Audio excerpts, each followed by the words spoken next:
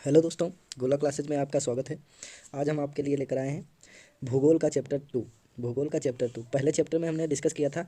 भूगोल, भारत का जो भूगोल था वो हमारा चल रहा है। उसमें हमने सामान्य परिचय के बारे में डिस्कस किया था। भारत का जो अक्षांशीय और देशांतरीय विस्तार है उसके बारे में चर्चा की गई थी। आज हम आपके लिए लेकर आए हैं भौतिक भारत का भौतिक विभाजन। आज हम क्या लेकर आए हैं? भारत का भौतिक विभाजन। इस पर हम चर्चा करेंगे। इससे पहले अगर आपने हमारे चैनल को सब्सक्राइब नहीं किया है तो प्लीज़ सब्सक्राइब कर दीजिए और बेल आइकन प्रेस कर दीजिए, जिससे आपको हम जब भी मेरी नई वीडियो आई तो आपको सबसे पहले उसका नोटिफिकेशन मिल जाए, ठीक है, और आप अपनी तैयारी को जारी रख सकें। ठीक है, तो आइए देखते हैं आज के टॉपिक पे चर्चा करते हैं। आज हमारा टॉपिक है भारत का भारत का भौतिक विभाजन। सामान्य परिचय जो था हमारा कल डिस्कस हो चुका है। आज हम क्या करेंगे? भारत का भौतिक विभाजन, इस पर हम डिस्कस करेंगे। ठीक है, तो भारत का भौतिक विभाजन जो था वो भारत की भौगोलिक आकृतियों के निम्नलिखित भागों में विभाजित किया गया था। ठीक है, उसमें कुछ ये जो है भौगोलिक आकृतियां हैं उसको इसमें लिख दिया गया है। ठीक है, जैसे कि हमारा उत्तर का हिमालयी पर्वत श्रृंखला जो हमारा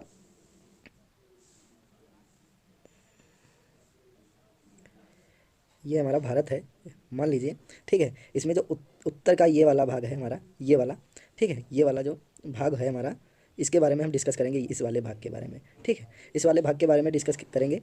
ये क्या कह रहा है? उत्तर का हिमालयी पर्वत श्रृंखला। तो ये हमारा उत्तर का हिमालयी पर्वत श्रृंखला, यहाँ से जम्मू कश्मीर से ये सब, ये वाला पोर्शन जो है इसके बारे में हम डिस्कस करेंगे। उसके बाद प्रायद्वीपीय पठार, ये वाला हमारा जो पठार वगैरह है ये वाला हमारा डिस्कस होगा। ठीक है, तटवर्ती मैदान, ठीक है, तटवर्ती मैदान के बारे में, भारतीय द्वीप समूह जो द्वीप हैं हमारे उनके बारे में डिस्कस किया जाएगा। ठीक है, तो इनके उसके बाद हमारा मैदान आता है, विशाल मैदान हो गया, ठीक है, मरुस्थल हो गए, ठीक है, इनके बारे में भी डिस्कस किया जाएगा। कुछ पॉइंट इसमें लिख दिए गए हैं। ठीक है, तो आइए देखते हैं। सबसे पहले हम डिस्कस करेंगे उत्तर का हिमालयी पर्वत श्रृंखला, इसके बारे में हम डिस्कस करेंगे। ठीक है, उत्तर का हिमालयी पर्वत श्रृंखला, इसके बारे में डिस्कस करेंगे। पहला पॉइंट हमारा क्या था? उत्तर का हिमालयी पर्वत श्रृंखला, उसके बारे में क्या लिखा हुआ है? पहला पॉइंट हमारा देखेंगे, हिमालय का विस्तार भारत के उत्तर में सिंधु से दक्षिण में ब्रह्मपुत्र तक पाया जाता है। मतलब हिमालय का विस्तार जो है वो उत्तर में सिंधु नदी जो है वहाँ से लेकर दक्षिण में जब आएंगे हम तो ब्रह्मपुत्र नदी तक इसका विस्तार पाया जाता है। किसका? हिमालय का जो विस्तार है हिमालय पर्वत का, वो सिंधु नदी से ब्रह्मपुत्र नदी तक इसका विस्तार माना जाता है। ठीक है, उसके बाद में पूर्व से पश्चिम दिशा में इसकी लंबाई 2400 किलोमीटर है। पूर्व से पश्चिम की जो लंबाई है इसकी, पूर्व से पश्चिम की लंबाई जो इसकी है वो कितनी मानी गई है? वो 2400 किलोमीटर है। और चौड़ाई कश्मीर जो हमारा ये वाला हिस्सा है कश्मीर जो है, यहाँ इसकी चौड़ाई कितनी है? 400 किलोमीटर है। कितनी है? 400 किलोमीटर। और जो अरुणाचल प्रदेश यहाँ पे जो आएंगे जब हम, तो यहाँ पे इसकी चौड़ाई कितनी है? केवल 160 किलोमीटर है। ठीक है, इतनी बात समझ में आई? अगला कुछ आगे देखते हैं, डिस्कस करते हैं। आगे लिखा है, यह एक नवीन वलित पर्वत है। हिमालय पर्वत जो है एक नवीन वलित पर्वत है। ठीक है, इसका निर्माण किससे हुआ था? टेथिस सागर से इसका निर्माण हुआ था। ठीक है, तो हिमालय जो है, हिमालय को हम कितने, एक ट्रांस हिमालय, इसको भागों में बांट देंगे हम। ठीक है, ट्रांस हिमालय हो गया। ट्रांस हिमालय हमारा जो है ये वाला भाग जो है हमारा, आइए देखते हैं, मैप से देखते हैं। ट्रांस हिमालय हमारा ये वाला भाग जो यहाँ से है, ये वाला पोर्शन यहाँ से लेकर यहाँ से यहाँ तक जो ये वाला पोर्शन है हमारा ऊपर का, ये वाला पोर्शन जो है हमारा, ये किस नाम से जाना जाता है? ये हमारा ट्रांस हिमालय के नाम से जाना जाता है। ठीक है, ये वाला हमारा भाग कौन सा है? ट्रांस हिमालय है। ठीक है, तो आज हम इस वीडियो में केवल ट्रांस हिमालय के बारे में डिस्कस करेंगे। ठीक है, उसके बाद में महान हिमालय आता है, ठीक है, या वृहद हिमालय, फिर मध्य हिमालय आता है। ठीक है, मध्य हिमालय आता है, उसके बाद में शिवालिक रेंज होती है। ठीक है, शिवालिक। ठीक है, तो इनके बारे में डिस्कस करेंगे, लेकिन आज की वीडियो में केवल हम ट्रांस हिमालय के बारे में डिस्कस करेंगे। ठीक है, तो ट्रांस हिमालय, उसके बाद बृहद हिमालय को और किस नाम से जानते हैं? बृहद हिमालय को हिमाद्री या सर्वोच्च हिमालय के नाम से भी जानते हैं। उसके बाद मध्य हिमालय आता है, मध्य हिमालय को लघु हिमालय से भी जानते हैं। उसके बाद शिवालिक। ठीक है, उसके बाद कौन सा? उसके बाद शिवालिक आता है। ठीक, तो आज की वीडियो में हम केवल ट्रांस हिमालय के बारे में बात करेंगे। इसके ये कितने भागों में बटा हुआ है ट्रांस हिमालय, ठीक है, कौन कौन सी श्रेणी इसमें पाई जाती हैं, ठीक है, चोटियाँ कौन कौन सी हैं, उसके बारे में हम इस वीडियो में डिस्कस करेंगे। ठीक है, तो ट्रांस हिमालय, ठीक है, ट्रांस हिमालय को के बारे में देखें तो इसमें एक काराकोरम और लद्दाख, जास्कर, ये 3 श्रेणियां हैं। ठीक है, काराकोरम, लद्दाख और जास्कर, ये 3 श्रेणियां हैं। ठीक है, कहाँ पे हैं वो भी देख लेते हैं। ये हमारी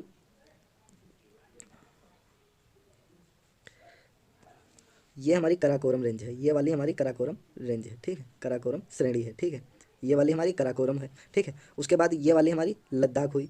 ठीक, कौन सी? ये वाली हमारी लद्दाख श्रेणी हुई। ठीक है, उसके बाद ये वाली हमारी कौन सी श्रेणी हुई? ये वाली हमारी एक मिनट, ये वाली हमारी कौन सी श्रेणी हुई, ये वाली हमारी जास्कर हुई, ये कराकोरम हो गई, ये लद्दाख हो गई और ये जास्कर हो गई। ठीक है, जास्कर श्रेणी ये हो गई सबसे निचली। उसके बाद हमारा महान हिमालय स्टार्ट हो जाता है। तो हम यहीं तक जो है आज डिस्कस करेंगे जास्कर, लद्दाख और कराकोरम की। ठीक है, तो ये लद्दाख, जास्कर और कराकोरम। ठीक है, आगे देखते हैं क्या कह रहा है। ट्रांस हिमालय श्रेणी के अंतर्गत कराकोरम, लद्दाख, जास्कर आदि पर्वत श्रेणियां आती हैं। वही बताया अभी, कराकोरम, लद्दाख और जास्कर आदि श्रेणियां आती हैं। ठीक है, श्रेणी जो है ये किसके अंतर्गत आती है, ट्रांस हिमालय। ट्रांस हिमालय में कौन कौन सी आती हैं, कराकोरम आती है, लद्दाख आती है और जास्कर आती है। ठीक है, उसके बाद में देखेंगे क्या कह रहा है। ये कराकोरम श्रेणी जो है हमारी, काराकोरम श्रेणी में भारत की सबसे ऊंची तथा दुनिया की दूसरी सबसे ऊंची चोटी गाडविन ऑस्टिन केटू है। ठीक है, दुनिया की सबसे ऊंची चोटी, दुनिया की सबसे ऊंची चोटी कौन सी है, माउंट एवरेस्ट। कौन सी है, माउंट एवरेस्ट। और दुनिया की दूसरी सबसे ऊंची चोटी कौन सी है, केटू, जिसको गाडविन ऑस्टिन केटू के नाम से जाना जाता है। इसकी लंबाई कितनी है, 8611 मीटर है। ठीक है, 8611 मीटर है। उसके बाद में भारत की सबसे ऊंची चोटी केटू ही है। भारत की सबसे ऊंची चोटी केटू है, जो किस रेंज में पाई जाती है, काराकोरम रेंज में पाई जाती है। केटू की लंबाई 8611 मीटर बता चुके। गाडविन ऑस्टिन केटू को गौरी नंदा पर्वत के नाम से भी जानते हैं। किसके नाम से, गौरी नंदा पर्वत के नाम से केटू को जानते हैं। इतनी बात समझ में आ गई। अगला क्वेश्चन देखते हैं। काराकोरम श्रेणी पीओके में स्थित है। पीओके मतलब पाकिस्तान ऑक्यूपाइड कश्मीर, मतलब पाकिस्तान अधिकरण कश्मीर। पाकिस्तान अधिकरण कश्मीर मतलब ये पाकिस्तान जब देश आज़ाद हुआ 1947 में, उसके बाद में पाकिस्तान ने एक हमला किया था, काबिलाई हमला, किस पे, अपने भारत पे। ठीक है, भारत पे। तो ये कश्मीर के लिए इन्होंने हमला किया था। तो वो मतलब कुछ भाग इन्होंने कश्मीर का पाकिस्तान के उसमें चला गया। तो वो जो जहाँ पे कुछ भाग जो है पाकिस्तान के पास है, उसी स्थान में ये पीओके है। ठीक है, ये एक पाकिस्तान ऑक्यूपाइड कश्मीर में स्थित है। इस जगह पर कौन सा, काराकोरम रेंज हमारी स्थित है। ठीक है, काराकोरम का पुराना नाम कृष्णागिरी है। काराकोरम का पुराना नाम क्या है, कृष्णागिरी है। अच्छा, गौरी नंदा जो अभी बताया था, गौरी नंदा किसका वो है नाम, गौरी नंदा केटू का, गौरी नंदा केटू का नाम, गौरी नंदा केटू का। अच्छा, काराकोरम श्रेणी दक्षिण पूर्व में या कैलाश श्रेणी तक विस्तृत है। दक्षिण पूर्व में कैलाश श्रेणी तक कौन सी रेंज स्थित है, काराकोरम श्रेणी जो है कहाँ तक, दक्षिण पूर्व में या कैलाश श्रेणी तक विस्तृत है। ठीक है, कैलाश श्रेणी कहाँ है, तिब्बत में ये स्थित है। ठीक है, अगला देखते हैं। काराकोरम श्रेणी में सियाचिन ग्लेशियर है। ठीक है, काराकोरम श्रेणी जो है उसी में सियाचिन ग्लेशियर भी स्थित है। ठीक है, इस श्रेणी के दक्षिण में लद्दाख श्रेणी सिंधु नदी तथा इसकी सहायक नदी श्योक नदी के मध्य विभाजक का कार्य करती है। ठीक है, ये हमारी कौन सी रेंज है, ये हमारी जो बनी हुई है नीले कलर की, ये हमारी काराकोरम रेंज है। ग्रीन वाली जो बनी हुई है ये हमारी लद्दाख श्रेणी है, और रेड वाली जो बनी है ये हमारी जास्कर श्रेणी है। ठीक है, काराकोरम, लद्दाख और जास्कर श्रेणी है। तो हमारी जो सिंधु नदी है वो लद्दाख और जास्कर के बीच से होकर विभाजन का कार्य करती है। ठीक है, ये हमारी कौन सी नदी आई, ये हमारी आई है सिंधु नदी। ठीक है, और ये काराकोरम और लद्दाख के बीच से हमारी श्योक नदी जाती है, जो किसमें मिल जाती है, सिंधु नदी में मिल जाती है। इसलिए इसको सिंधु की सहायक नदी बोलते हैं, किसको, श्योक नदी को सहायक। और ये हमारा काराकोरम रेंज में सियाचिन ग्लेशियर है। सियाचिन ग्लेशियर से एक नदी निकलती है, नुब्रा नदी। कौन सी नदी, नुब्रा नदी, जो किसमें मिल जाती है, श्योक नदी में मिल जाती है। ठीक है, इसलिए नुब्रा नदी को किसकी सहायक नदी, श्योक नदी की सहायक नदी भी कहते हैं। इतनी बात समझ में आई। ठीक, और ये लद्दाख और जास्कर को विभाजन, इसके बीच में कौन सी, सिंधु नदी, तो ये विभाजन का कार्य कर रही है, लद्दाख को और जास्कर को अलग कर रही है। ठीक है, और इसे ये श्योक नदी है, ये काराकोरम और लद्दाख के बीच से निकल रही है, तो लद्दाख और काराकोरम को विभाजित करते हुए ये सिंधु नदी से मिल जाती है। ठीक है, इतनी बात समझ में आई। अगला देखते हैं आगे क्या कह रहा है। विश्व का तीव्र ढाल वाली चोटी राकापोशी लद्दाख श्रेणी में स्थित है। मतलब सिंधु नदी की मतलब विश्व का जो तीव्र ढाल वाली चोटी है। ठीक है, तीव्र ढाल वाली चोटी है जो वो राकापोशी है। ठीक है, कौन सी है, राकापोशी, जो लद्दाख श्रेणी में स्थित है। और ये राकापोशी लद्दाख जो श्रेणी है हमारी, लद्दाख श्रेणी की सबसे ऊंची चोटी कौन सी है, अभी तक काराकोरम थी, काराकोरम की कौन सी थी सबसे ऊंची चोटी, काराकोरम की कौन सी थी, केटू थी। ठीक है, अब लद्दाख की पढ़ेंगे, लद्दाख की सबसे ऊंची चोटी कौन सी है, राकापोशी है। ठीक है, तीव्र ढाल वाली सबसे, विश्व की तीव्र ढाल वाली कौन सी है, विश्व की तीव्र ढाल वाली कौन सी है, राकापोशी ही है, ये विश्व की है। ठीक है, और उसके बाद में काराकोरम की केटू थी। ठीक है, और लद्दाख श्रेणी की चोटी कौन सी सबसे ऊंची है, राकापोशी है। सिंधु नदी लद्दाख और जास्कर श्रेणी के मध्य से बहती है, ये बता चुके हैं अभी। सिंधु नदी जो थी, ये देखिए सिंधु नदी ये जा रही है, लद्दाख और जास्कर के बीच से जा रही है। ठीक है, लद्दाख और जास्कर के बीच से बहती है। ठीक है, अगला देखते हैं क्या कह रहा है। काराकोरम काराकोरम श्रेणी में स्थित 4 बड़े ग्लेशियर क्रमशः हैं। मतलब काराकोरम रेंज जो हमारी है उसमें 4 ग्लेशियर भी हैं। 4 ग्लेशियर कौन कौन से? सियाचिन ग्लेशियर, हिस्पर, बियाफो और बालतोरा ग्लेशियर। ठीक, तो सियाचिन ग्लेशियर जो है इसकी जो लंबाई है वो कितनी है? 76 किलोमीटर है। लंबाई कितनी है? 76 किलोमीटर। और ऊंचा कितना है? 5400 मीटर इसकी ऊंचाई है। किसकी? सियाचिन। और सियाचिन ग्लेशियर जो है ये भारत का प्रथम मतलब पहला सबसे ऊंचा, भारत का पहला सबसे ऊंचा ग्लेशियर कौन सा है? सियाचिन ग्लेशियर। और विश्व का दूसरा है सियाचिन ग्लेशियर। ठीक, इसकी लंबाई 76 किलोमीटर है और ऊंचाई जो है इसकी 5400 मीटर है। ठीक है। हिस्पर जो है, हिस्पर ग्लेशियर जो है इसकी लंबाई कितनी है? 61 किलोमीटर है। ठीक है, 61 किलोमीटर है। और बियाफो जो है, बियाफो ग्लेशियर जो है इसकी लंबाई कितनी है? 59 किलोमीटर है। ठीक है। बालतोरा ग्लेशियर है, बालतोरा ग्लेशियर की लंबाई कितनी है? 58 किलोमीटर है। ठीक है। सियाचिन ग्लेशियर विश्व का दूसरा, मतलब बता चुके हैं अभी, विश्व का ये जो है विश्व में ये दूसरे स्थान पर आता है सियाचिन ग्लेशियर। और भारत का जो है ये पहले, भारत का सबसे ऊंचा ग्लेशियर कौन सा है? सियाचिन ग्लेशियर। लद्दाख को भारत का शीत मरुस्थल कहा जाता है। मरुस्थल कितने प्रकार के होते हैं? 2 प्रकार के, एक गर्म होता है, एक ठंडा मरुस्थल होता है। तो जो लद्दाख है, लद्दाख हमारा कैसा है? ठंडा है, यहाँ बर्फ गिरती रहती है, तो इसको लद्दाख को भारत का शीत मरुस्थल भी कहा जाता है। ठीक है। और गर्म मरुस्थल कहाँ? हमारे राजस्थान जिस मरुस्थल, थार का मरुस्थल। ठीक है, ये जो मरुस्थल है हमारे गर्म मरुस्थल हैं। बाकी ये लद्दाख वाला जो है यहाँ बर्फ पड़ी रहती है, तो इसको शीत का मरुस्थल कहा जाता है। ठीक है, आगे देखते हैं। भारत का सबसे कम वर्षा वाला क्षेत्र लेह है। ठीक है, भारत का जो सबसे कम वर्षा जहाँ पे होती है वो कौन सा है? लेह है। लेह कहाँ स्थित है? लद्दाख में ही स्थित है। लद्दाख में ही लेह स्थित है। ठीक है, इतनी बात समझ में। भारत का सबसे ठंडा क्षेत्र द्रास है। द्रास जो है सबसे ठंडा क्षेत्र, ये कहाँ है? ये भी लद्दाख में है। कहाँ है? लद्दाख में है। तो सबसे कम वर्षा वाला जो क्षेत्र है वो कहाँ है? वो भी लद्दाख में है। कौन सा है? लेह है। और सबसे ठंडा क्षेत्र द्रास है, जो कहाँ है? लद्दाख में ही स्थित है। ठीक है। काराकोरम श्रेणी जो है उसको जो एशिया की रीढ़ कहा जाता है। काराकोरम श्रेणी को एशिया की रीढ़ कहा जाता है। ठीक है। यह उत्तर प्रदेश में ट्रांस हिमालय, या उत्तर में ट्रांस हिमालय, महान हिमालय से इंडो सांगपो सचर जोन या हिंज लाइन द्वारा अलग होता है। मतलब ट्रांस हिमालय और महान हिमालय से, अभी एक मिनट मैप से दिखाते हैं।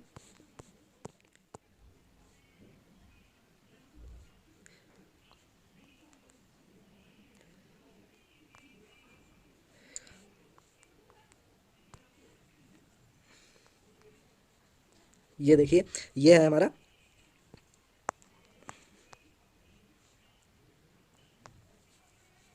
ये हमारा कौन सा है? ट्रांस हिमालय, अभी बताए थे हम, ये हमारा ट्रांस हिमालय है। ये हमारा महान हिमालय है। ठीक है, ये ट्रांस हिमालय यहाँ तक हुआ और ये हमारा महान हिमालय। इसको जो अलग करती है ये वाली रेखा जो है हमारी, ये रेखा क्या कहलाती है? ये जो ट्रांस हिमालय को और महान हिमालय को एक दूसरे से अलग करती है, इसको इंडो सांगपो सचर जोन कहते हैं। क्या कहते हैं? इंडो सांगपो सचर जोन कहते हैं, या हिंज लाइन भी इसी को कहते हैं। क्या कहते हैं? हिंज लाइन इसी को कहते हैं। ठीक है, हिंज लाइन इसी को कहते हैं। ठीक है, इतनी बात समझ में आई। आगे देखते हैं, आगे क्या कह रहा है? कैलाश पर्वत श्रेणी या लद्दाख पर्वत श्रेणी की ही एक शाखा है जिसका विस्तार पश्चिम में। कैलाश पर्वत श्रेणी जो है, कैलाश पर्वत श्रेणी, एक मिनट, ये देखिए यहाँ पे बताते हैं।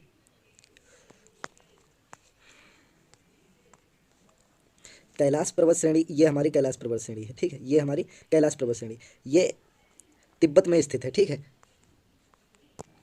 ये क्या कह रहा है? लद्दाख श्रेणी जो है हमारी, लद्दाख श्रेणी, ये आई लद्दाख श्रेणी। तो ये जब जब तक ये भारत के अंदर रहती है तब तक इसको क्या कहते हैं? लद्दाख श्रेणी। जब ये तिब्बत में एंट्री कर जाती है, तिब्बत में, तो इसको क्या कहने लगते हैं? कैलाश श्रेणी के नाम से इसको जानते हैं।